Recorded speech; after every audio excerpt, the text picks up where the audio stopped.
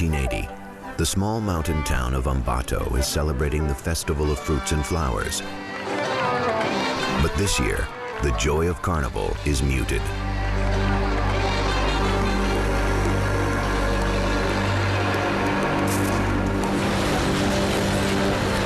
Dozens of girls between the ages of 8 and 12 have vanished.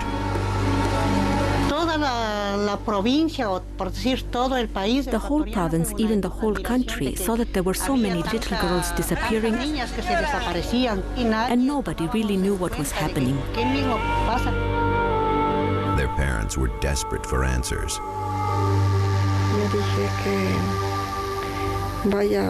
I told her to go sell some things, to buy a bus ticket home and come back.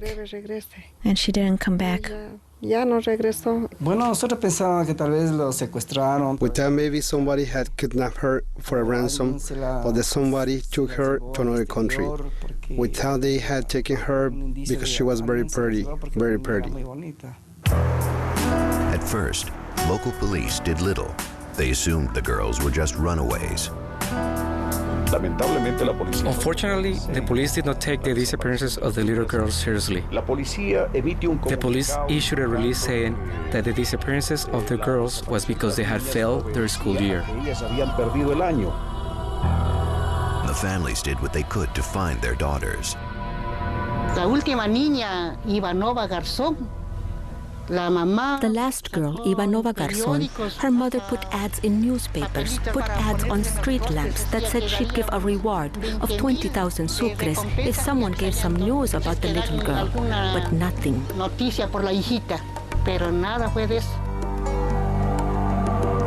And then the bodies of some of the girls started showing up. They had been raped and strangled.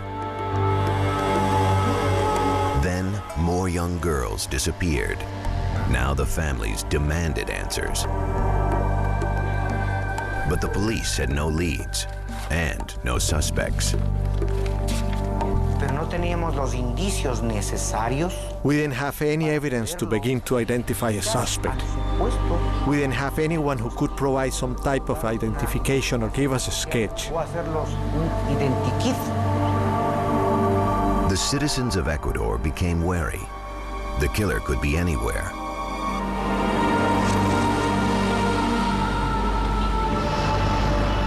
Sunday, March 9th, 1980, a typical morning in Ambato. The plaza buzzed with activity.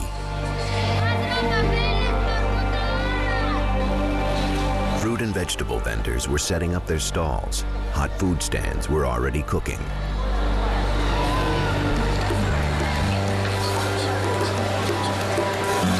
No one paid any attention to a stranger peddling his wares. He was selling chains, padlocks, and other trinkets.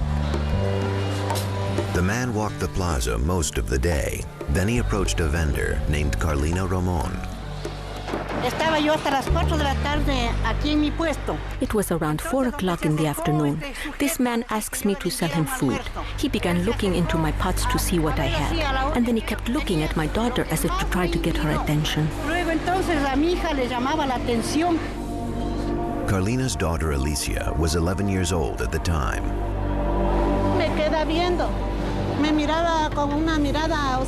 He would look at me funny, strangely, and gesture for me to come over. So I went to my mother and told her, "You know what, Mommy?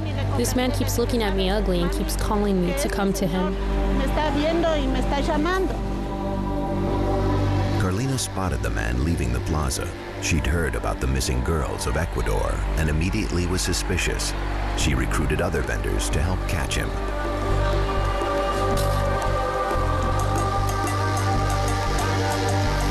Just outside the plaza, Carlina and her friends overtook the man and dragged him back. Carlina accused him of kidnapping and killing the little girls. He says, "No, ma'am. I'm a poor worker. I'm a humble man. I'm not a thief. I'm not anything. I have a clean heart."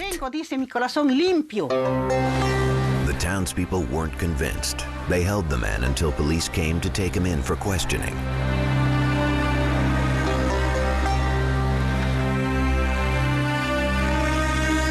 Police learned his name was Pedro Alonso Lopez, a native of Colombia. Interrogators tried strong-arming Lopez to gain more information. They could not apply force or intimidation in the investigation. It didn't work. The man refused to talk. But then, after a few hours in detention, Lopez began opening up to an officer named Pastor Cordova. Pastor Cordova, the captain at the time, took charge of the case and began to do a very scientific and intelligent investigation by gaining his trust. It was to him that Lopez confessed his story.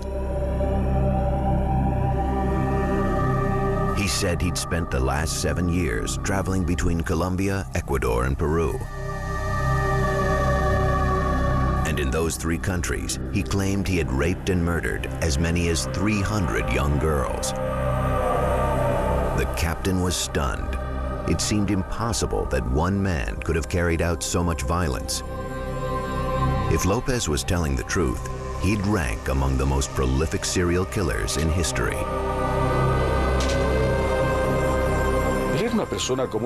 He seemed like an ordinary person. It was unbelievable that this man killed so many little girls. News of the capture of Pedro Lopez soon hit the airwaves.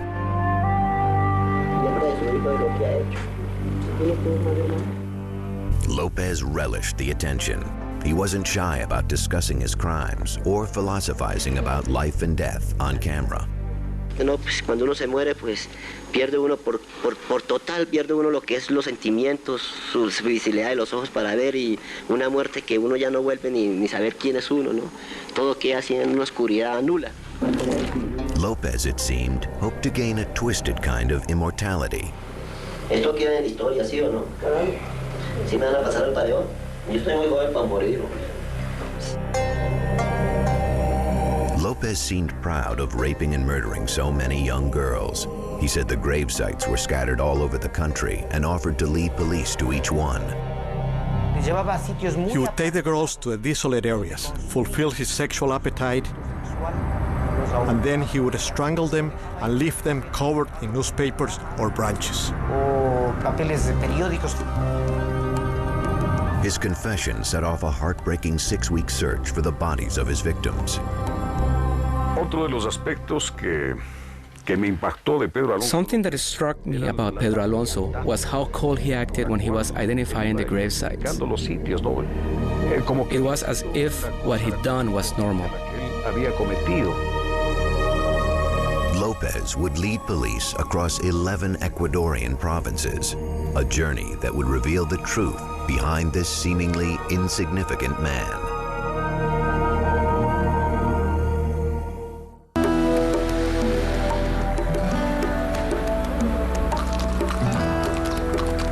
In March 1980, police in Ambato, Ecuador captured Pedro Alonso Lopez.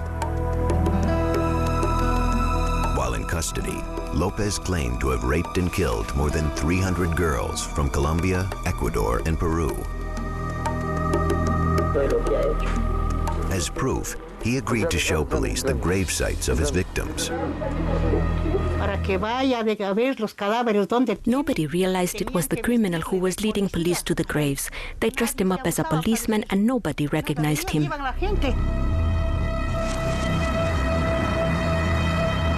Their first stop was on the outskirts of Ambato.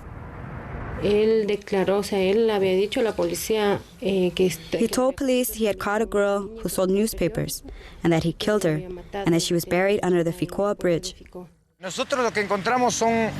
We found a complete skeleton with clothes on it.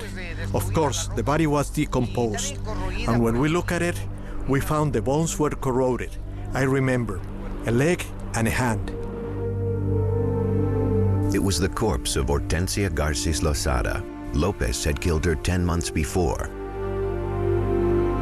At first, police had difficulty identifying the body, but Hortensia's family had arrived and seen something they recognized. We were beginning to take out the body, and the family members recognized the clothes. And then we knew that that was our sister. We went and found her remains. That's all, just bones. Oh, I was suffering for my daughter. The tortures he did, what he did, his terror. It was terrible for a father to see the horrors that he committed when you saw her. If I had a gun, I would kill him. But there was a policeman on one side and a policeman on another side.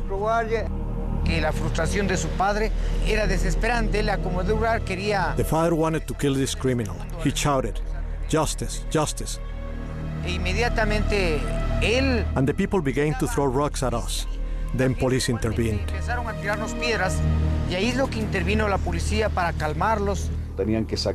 They had to take him out disguised because people wanted to lynch him. They wanted to kill him. The discovery of Hortensia Garces Losada was only the beginning. As men, as police, we felt the need for revenge, but we had to hold out until the very end. It was very emotional for us, even though we were professionals. We couldn't stand what was going on, but we had to control ourselves until we got the information we needed. Police did their best to keep Lopez talking. One strategy we used was to give him tobacco, coffee. We invited him to eat chicken. We gave him beer, and he calmed himself completely.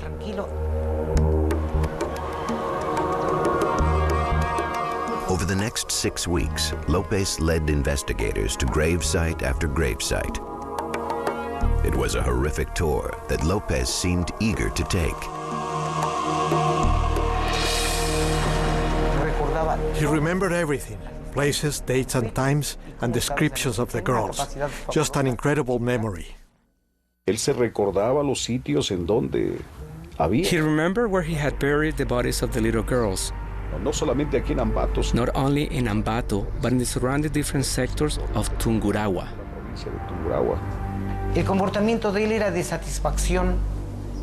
He was satisfied that he had shown us the bodies. He didn't feel anything. No remorse, no guilt, nothing. At a gravesite in Salcedo, Ecuador, Lopez showed off his brutal handiwork. He grabbed the skull and placed it under his arm so we could take a picture of him. Captain Cordova took it away from him. What he wanted was to have a trophy, and he was proudly showing what he had done.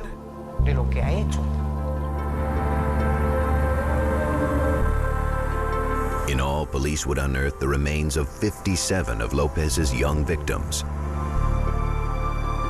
The case of the missing girls was solved, but there was another mystery. What had led Pedro Lopez to commit such terrible crimes? As the investigation progressed, Lopez began to confide in Captain Cordova.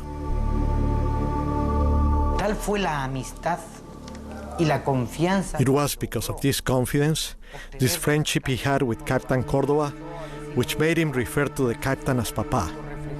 The absence of a father for Pedro made him look for one in other people.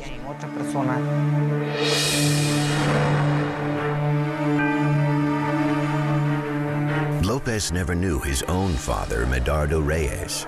Reyes was a member of Colombia's Conservative Party who was caught in the crossfire of La Violencia, Colombia's civil war. He was shot and killed on April 9, 1948. At the time, Lopez's mother was 3 months pregnant with Pedro. I thought I was going to lose him from the shock. I could feel him inside me, but he was of strong blood. 6 months later, on October 8, 1948, Pedro Lopez was born in the Colombian town of Santa Isabel. When he was about 5 years old, he and his family moved to Espinal. According to his mother, Lopez was a polite child who dreamed of being a teacher. He liked to help the other children, and with his notebook, he helped them practice their vowels so they would learn. He said, "Mom, isn't it true that I'm good at teaching the children? One day I'm going to be a teacher." I said, "Yes, son. Please keep teaching them. What else can a mother say?" But Lopez and his mother have very different accounts of what his childhood was like. She claims that even though they were poor, she was a loving mother. In a recorded interview, Lopez claimed she was abusive. That woman was violent. It is my understanding that this woman is sick in the head, because that was not the proper way to punish your children. She would punish me with such violence. Lopez also claimed that his mother was a prostitute. As a little boy, he witnessed his mother commit sexual acts with men, and they hit her. In his mind, he began to believe that he had to defend what had happened to his mother and defend himself because his mother was very rough on him and would beat him. At age 8, Pedro Lopez ran away from home. His mother believed he was kidnapped by a neighbor. That night I cried and cried. I looked all over for him and I couldn't find him. Then I went to a man who is a fortune teller in Flanders, and he said that Pedro went in a car with a man from Cali. I borrowed money to go, and I cried and cried. They killed his father, and now my son was stolen. In fact, Pedro was headed to Bogota on his own. A mere child, he would have to make his home on the vicious streets of Colombia's capital city. It was here that he learned to survive on violence and hatred. It was on these mean streets that a serial killer was born.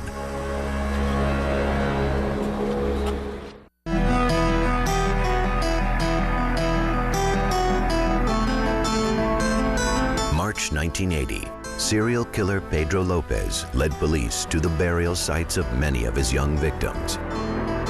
In a recorded interview, details of his past began to emerge.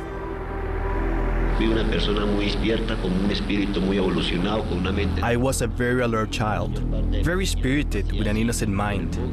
The majority of my childhood I was abandoned, lived in filth and sleazy places. My life has been dishonest because of being abandoned. The years can affect someone and change one drastically.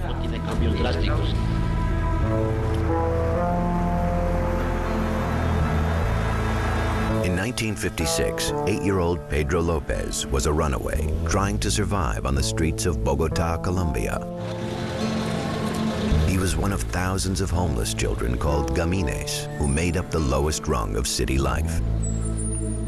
Most of these kids left their houses because they're abused, and the only place they can end up are the streets because they don't have any other option. Lopez was now a part of the city's underbelly. He dug through garbage to eat and clothe himself. He began smoking a popular street drug called bazuco, a highly dangerous, impure form of cocaine. For protection, he joined a gang of other gamines. They make very, very strong bonds between themselves. They stick together for long periods of time. They help each other, they protect each other. They have to defend themselves. They have to learn how to survive all together. Lopez and his gang fought with knives and belts against other gamines for sleeping spots. Violence became a normal part of Lopez's life. They learn so many things. They have to learn how to survive. And if you're going to survive on the streets, you have to steal. And if you're going to survive with other kids that are delinquents, you have to learn how to defend yourself, how to fight. Lopez says he was hardened by these experiences. It was during this time, he later claimed, that he'd been sexually victimized by a man. Being a child, I lost my innocence. They dishonored me. I was a small child, very innocent. It was something I wanted to forget. I don't deny that it affected me. I have always wanted to punish those responsible. According to Lopez, a man offered him a bed and a hot meal. Lopez accepted, but instead was taken to an abandoned building and raped.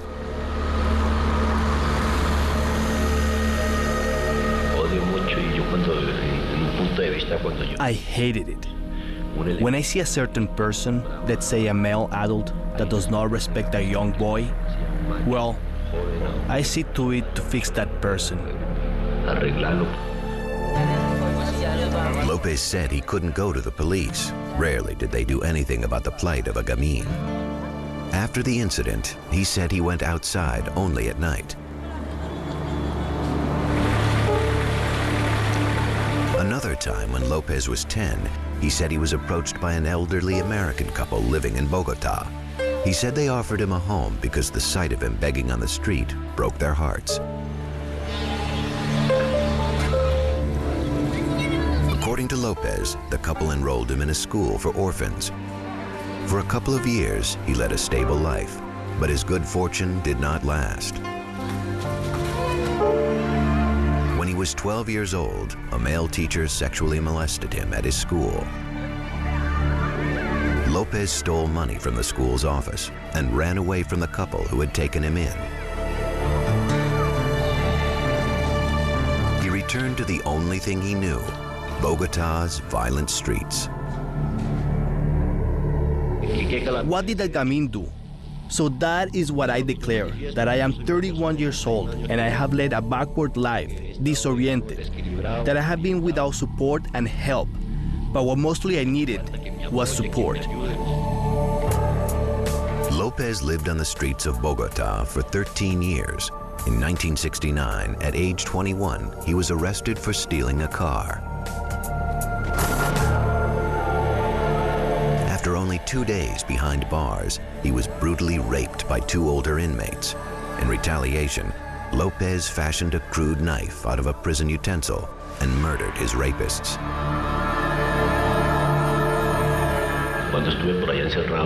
When I was locked up in Colombia, I was taught how to defend myself.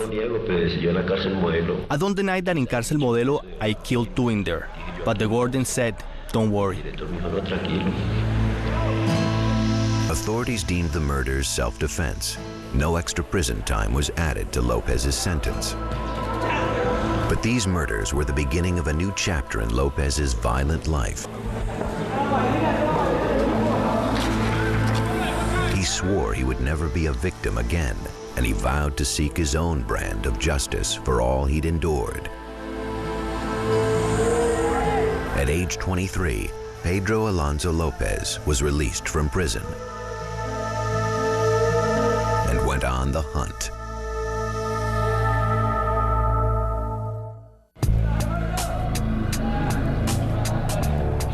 In 1971, 23-year-old Pedro Alonso Lopez was released after serving 2 years for car theft. He had endured an abusive home, the violent streets of Colombia, and a prison rape. Now, he wanted revenge. He began by searching for easy targets in towns in Colombia, Ecuador, and Peru.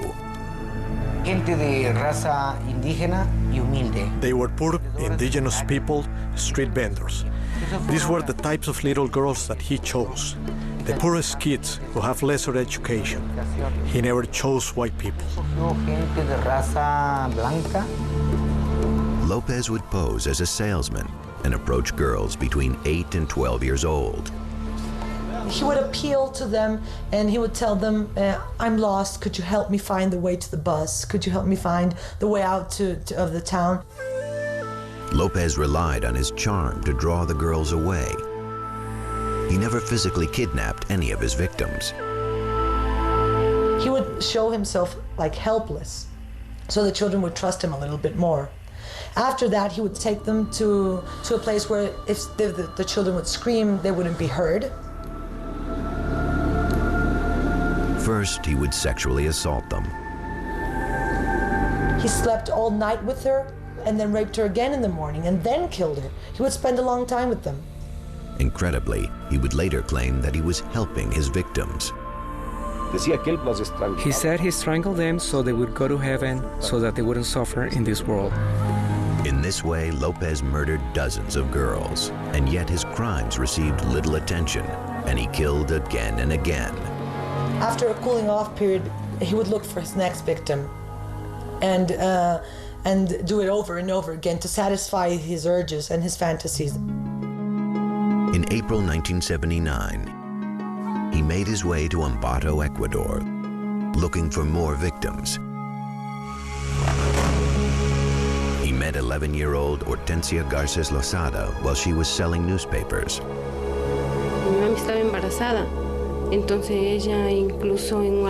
My mom was pregnant at the time, and when she sold newspapers, she saved money to be able to provide for my brother. On May 5th, 1979, Lopez asked Hortensia to be his guide in the city and gave her 100 sucres, about $10 US. He led her to the outskirts of town underneath a bridge, and then he raped her, beat her, and strangled her. He threw her body into a ditch and covered it with the same newspapers she'd been selling. When Hortensia didn't come home, her father Leonidas searched for her. She was out there somewhere, but I didn't find her. I couldn't find her. Although dozens of girls had been reported missing, police insisted the girls were runaways and did nothing to help the grieving families. The police are against the people. They saved him. Here in this country, only the rich people have access to the police, to justice. Lopez soon found another victim in Ambato, 9-year-old Ivanova Jacome. But this time, he went after the wrong target. Ivanova was the daughter of a successful baker. The day my daughter disappeared was February 14, 1980 at 11 in the morning. I had a bakery in the Avenida de los Andes, and I had a branch office about 15 blocks away. My daughter sometimes came to bring me something to eat. That day, I waited for her, and she never came. Because Carlos Jacome was a respected businessman, when he reported his daughter missing, the police responded. Soon, news of the other missing girls began to spread.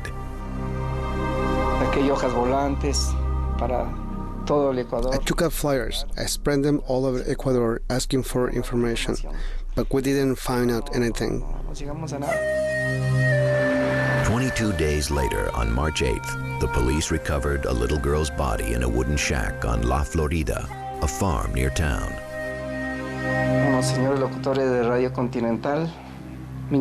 Some radio reporters came to my house and they said, "Carlos, a body of a little girl has been found." And so I went to the hospital morgue, and that's when I went in and I saw my daughter. I'm still devastated. For me, it was very tragic.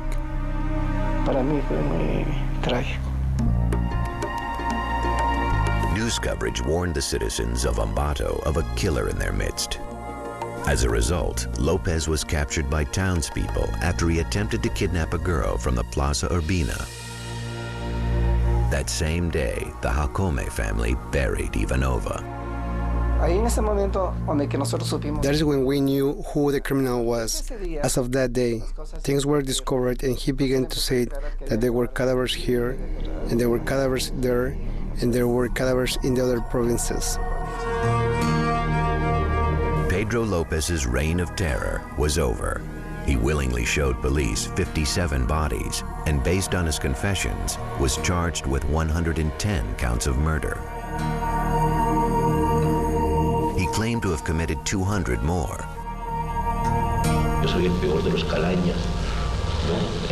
I am the worst of the worst. Perhaps I took it too far because of my ignorance. The low of the low. Perhaps even a complete animal. But as the case went to trial, victims' families feared justice would not be served. This seemingly mad killer had, in fact, been carefully plotting his crimes. And he knew that the laws of Ecuador were on his side. If somebody killed one person, or killed 100, or killed 1,000, he would receive the same sentence.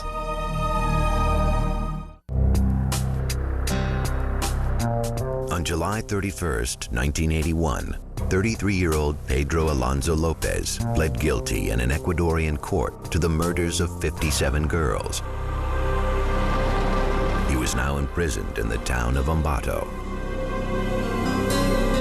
There, he agreed to be interviewed by a local reporter. I can declare I, Pedro Alonso Lopez, author of these acts, declare myself guilty. Throughout the interview, Lopez tried to explain his crimes. First, he claimed that he was a killer because of the sexual and physical abuse he had suffered as a child. I, Pedro Alonso Lopez, who supposedly eliminated a small group of insignificants and allegedly took away their innocence. But my innocence has been taken away from me.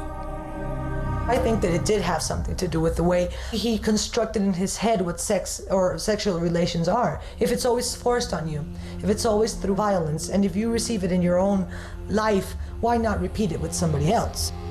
But psychologists believe Lopez's brutal crimes also satisfied another twisted desire. Uno de los motivos por los cuales él tenía que matarlas era porque eran pobres. One of the reasons he said he killed them was because they were poor. Maybe he found them ugly or useless and he tried to stomp out the weakness. Quitarle al mundo esa parte. This allows them to feel stronger, bigger. Un poquito más grande. He was always an unimportant person. He was living on the streets. He had no recognition, no social recognition whatsoever. And this was a moment for him to be big, to show the world what he was doing. Curiously, Lopez spoke of his victims as if he cared about them and believed he'd saved them from a life of misery. He thinks that he had to save the girls from poverty. He calls them my muñequitas, my dolls. He even tries to talk about them as if he feels he's saving them, and that he has a mission. On other occasions, Lopez blamed an alternate personality called Jorge Patiño for the murders. ¿Cuántas violaciones realmente cometió Pedro Alonso? Yo no cometía, yo estoy implicado como cómplice. Claro que participé en el hecho, pero me tenía sugestionado bajo amenaza de muerte que si lo delataba, que él me mataba. Pero Jorge Patiño eres tú mismo, decía. No, padre, yo soy Pedro Alonso López para servirle. While in prison, Lopez underwent a psychological evaluation. It was determined that he was a sociopath, that he suffered from an antisocial personality disorder. He does not consciously know right from wrong, and he does not feel guilty or remorseful for what he does. He is not able of understanding other people's pain or feelings, that what he does is for his own pleasure, without any concern of the other person. But are his statements signs of a pathology or merely of a cruel and calculating mind?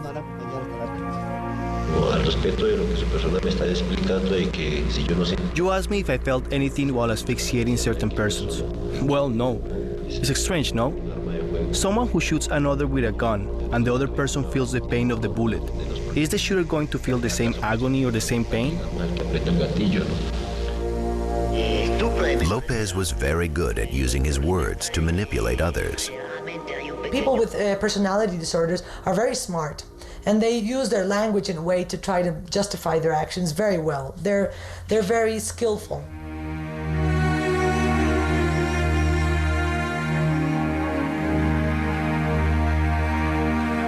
A person that has a personality disorder, that has contact with reality, is going to be much more careful, because even though he doesn't care about his victim, he doesn't want to be caught. And he was aware that the laws of Ecuador would protect him. He knew that it didn't matter how many girls he killed. The law did not allow for consecutive sentences. Even if you kill 1 or 1,000, it's 16 years. Lopez was right. His sentence amounted to 4 months for every girl he murdered. The fact that he only got 16 years, that's not justice. A fair sentence would have been life in prison. The authorities and the laws are terrible. They should have seen it was a special case. They didn't do it. After 2 years in prison in Ambato, Lopez was transferred to the Garcia Moreno, a prison in Quito, Ecuador. He was kept in Pabellon D, the wing reserved for murderers and rapists. Lopez passed his days alone, smoking bazuco, scribbling in a diary, and carving coins with Jesus on one side and the devil on the other. I have always lived in poverty, and I have ambition being powerful one day, or of great importance. I understand what I have done. There is no going back. He served his time patiently. He would be a free man by his 50th birthday and soon be able to wander the countryside again.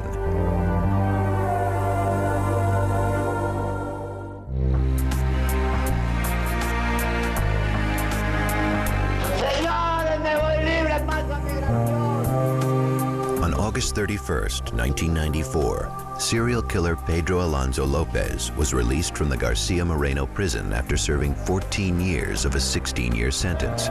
He was released 2 years early for good behavior.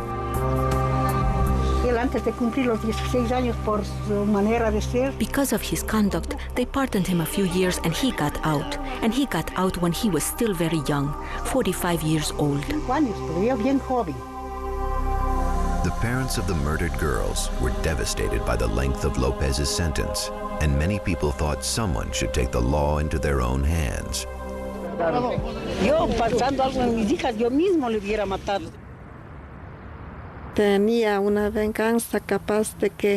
I wanted revenge. I wanted to break him into pieces because he killed my baby.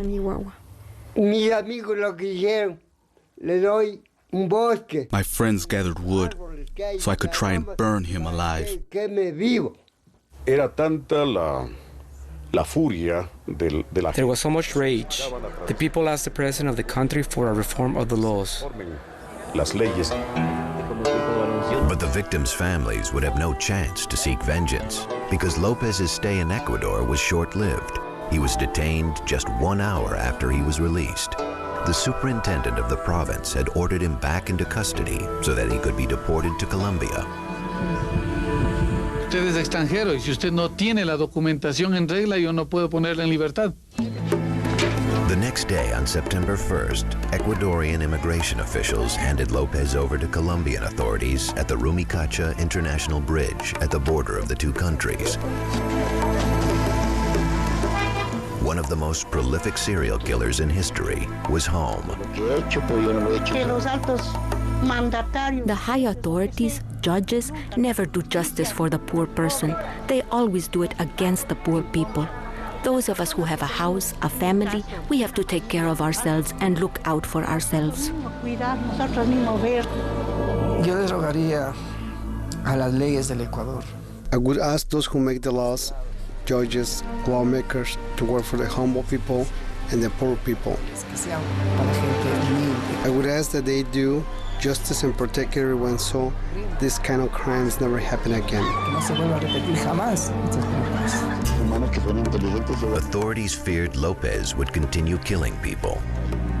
The Colombian DAS, the country's national security department, would not allow him to roam at will. Shortly after his arrival in Colombia, DAS officials picked him up, processed him, and then handed him over to prosecutors in the Colombian state of Tolima. There, prosecutors hoped to take advantage of the country's harsher laws and put Lopez away for good.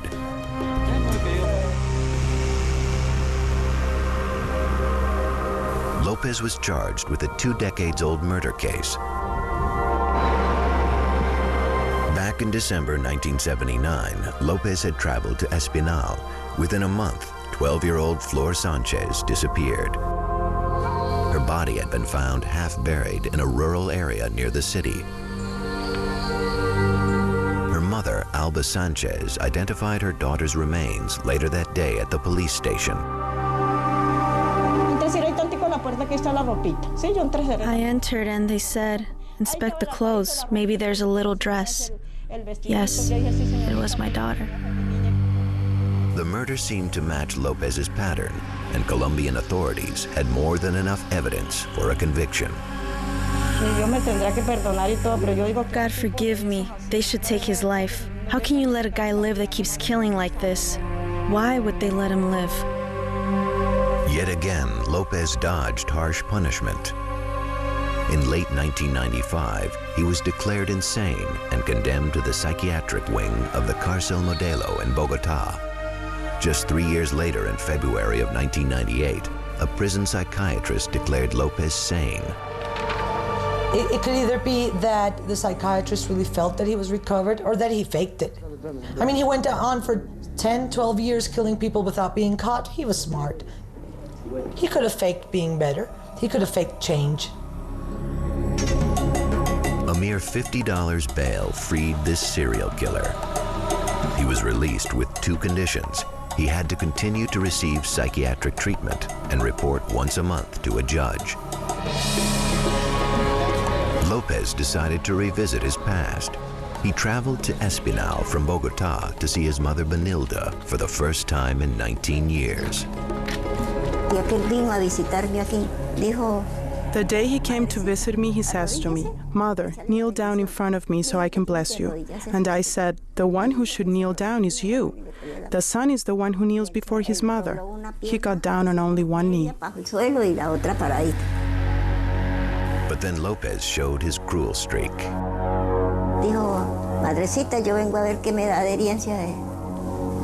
He said, "Mother, I came to see what you would give me of my inheritance." And I said to him, "I'm so poor. How am I going to give you something? I just have a chair and a bed." He took those 2 things and put them on the porch, and I started crying. And he said, "Who will buy this? If not, I'll light them on fire." Then a woman bought the chair and the little bed, and then he left. Lopez pocketed the money and disappeared. He went back into the countryside he knew so well, to the killing ground where he had found so many victims. That was the last time anyone reported seeing Pedro Alonso Lopez. His mother believes he has managed to avoid being killed by the families of his victims. Up until now, I haven't felt it. When someone dies, you feel a shock, and I haven't felt anything. I believe in what our Lord says. When a person dies, it's revealed to others. So there was nothing revealed to me. About 20 years after Pedro Lopez was arrested in Ambato, Ecuadorian officials changed the maximum sentence for murder from 16 years to 25 years. Then, in October 2002, Interpol released an advisory on behalf of the Colombian authorities, stating they were looking for Lopez. They suspect he had committed another murder in Espinal. How many victims do you think you have killed? Sir, to give you the exact number, I don't know if I could tell you. It's like a superiority, like I am a god. I give life and I can take it away.